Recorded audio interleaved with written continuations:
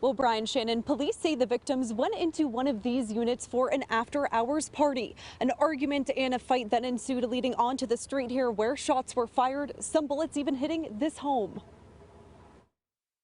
I spoke to a neighbor who only wants to be identified as Missy. She tells me she jumped out of bed at 3:30 in the morning Sunday, her ears ringing because of this.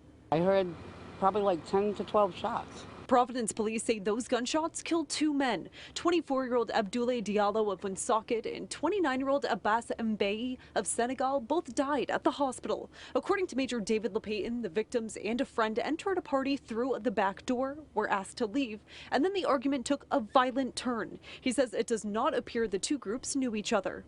That's another thing we're looking into, to see if it was just an after-hour social party, or if they were charging to get in and it was what we would call a sip joint.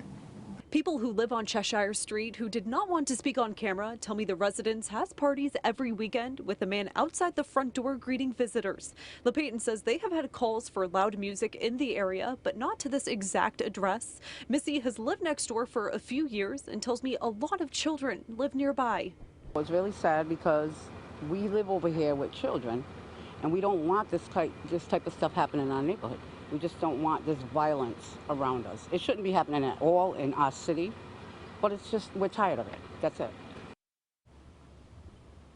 And Lapatin says this is still a very active investigation and no arrests have been made at this time. Coming up new at 5, Lapatin giving more information about two women who were stabbed in the city overnight. Coming up at 5, I'll give you an update on their condition. For now, live in Providence, I'm Brittany Schaefer, 12 News.